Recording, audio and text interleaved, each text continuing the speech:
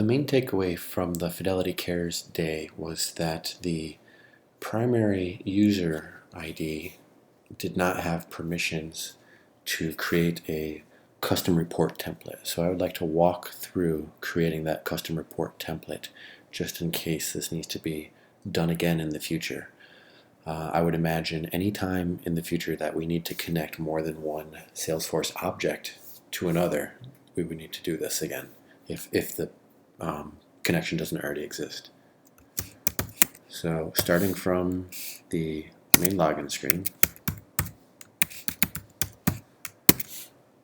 I will use the credentials that have the permissions added to it already. I will log in.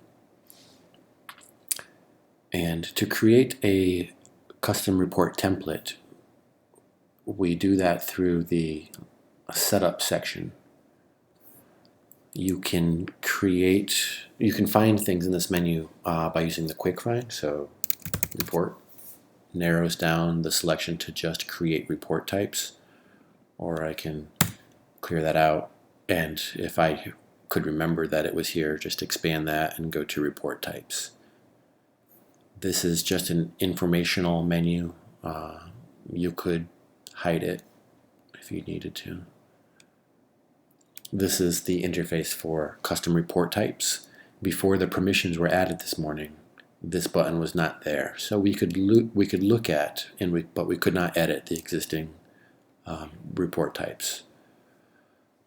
When we create a new custom report type, the first thing we have to do is choose the primary object. So our current scenario was we had data in the contacts object and we had data in the employment object, but we didn't have any way to generate a regular report that could pull from both objects.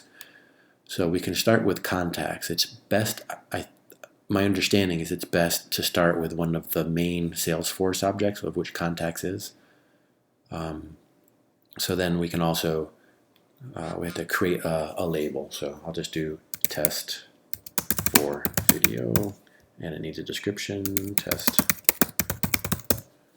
And then in the category of where you'd like to store them, these are kind of like folders that are shown when you're creating a report. I put it in other, but if you had something that was more appropriate when you're creating this, it might be under contracts or activities or campaigns. I don't know. For now, I just put it in other. And then the deployment status here, only other logins that have the custom report permissions can see this report until it's deployed. Once it's deployed, anybody that has permission to do regular report generation would be able to choose this. So for now, we can leave it in development, but we do have to remember to switch it to deployed so that all users would be able to use it. In fact, I'll just leave it deployed for now, which means even though we'll be editing this and other people potentially could choose to use this template even before we're done with our edits. So in the previous screen, we chose contacts as our primary object. If we wanted to relate another object, we would do so by clicking here. If all we wanted were contact records, I'm sure that must exist already. We could just hit save at this point. But that's not what we want to do. We want to choose another object, such as the employment object. These are the, I believe these are all the custom objects. There might be Salesforce defaults in here as well. I'm not certain. I'm not that familiar. It's been years since I've done any Salesforce work, so employment was the one that made sense for us. I am babbling on video. This is fun. Once you've chosen your two objects, then you need to choose how they're related to each other. The default is that each record from the A object, i.e. contacts, must have at least one in the B object. So this only does the intersection currently. So for example, if you had a contact that didn't have any employment yet, they would not show up and your report wouldn't find anybody that was in the system but hadn't had any employment yet.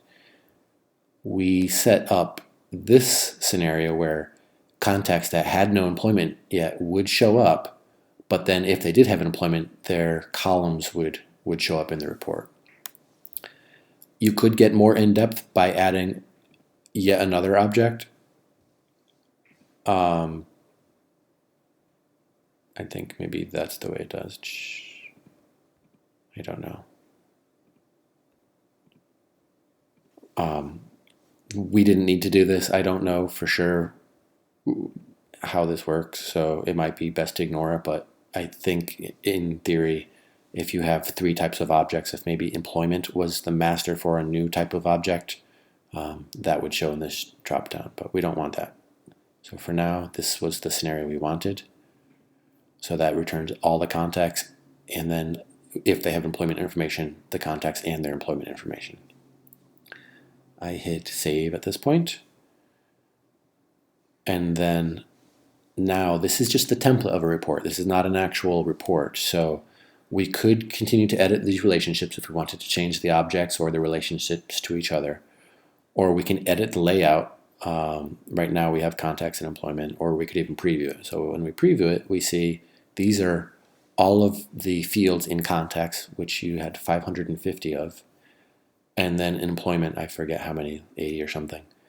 So you could, you can't actually do anything here. This is just a preview of all the columns available.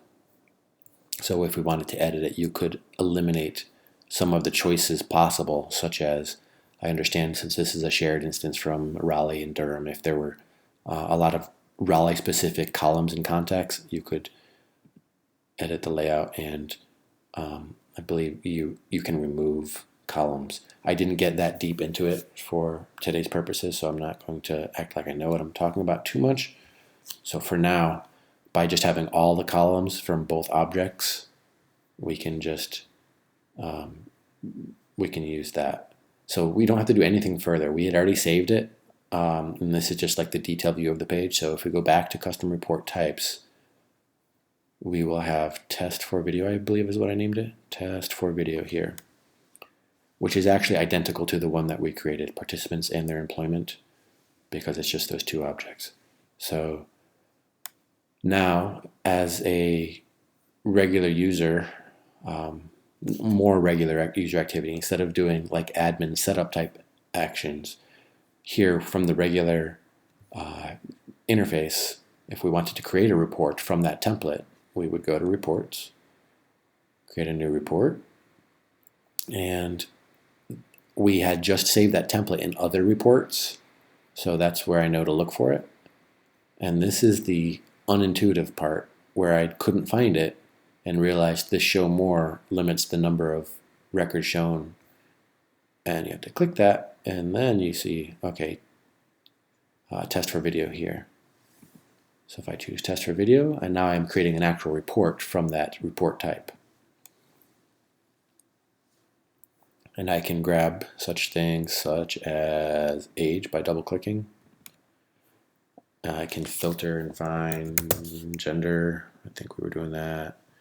And I can search for something in the employment column by minimizing that and doing, okay, how about employment date? No records are showing up here in the preview yet because for some reason the date field that it defaults to is admin completed. I'm not sure what that is other than being the first in this alphabetical list. Created date seems to be the one that is populated. So these are all of the rows, and I will remove that column. I guess it's already on the video. I should have removed that first. These are all the rows that satisfy a record existing in the contacts, as well as if they had values in the employment record. So this is an example of one that only had a name and didn't have the rest of the contacts filled out, and it doesn't have anything in the employment column. So a possible way to deal with these empty rows, if we don't want to see like just people that are not employed yet. If, for example, we wanted to see people that had employment rows, which would have been in the type, that intersection that I discussed earlier, I guess you could rewind and go to that section. Instead of the intersection, it's like we've chosen the left join, but we could, as a part of our filter, just grab a column, put it here, and do not equal to blank. Oh, maybe we can't. I forgot, because that's right. We can't actually do conditions. So that's good to show. We can't do conditions if there's no actual record here. So that was not right. That was adding a filter called a cross filter. So contacts with employment will remove those empty rows. There we go. Another part of creating I guess actually, I think I'll end the video here because it seems like there was familiarity with creating the reports, just not necessarily familiar with creating that that template. So I'm not even going to save this. In fact, I'll show you closing that. I'm going to close. That doesn't exist. And I'm going to go back over to Setup and go to the Create Report Types. Continue on. Scroll down to this one that I just created, Test for Video, and delete it because we don't want to leave excess. I call it cruft. That I don't have permission. Well, that would be good to delete when somebody sees this video that has permission. I don't like to leave excess cruft that grows in a system, because over time then you'll find that you have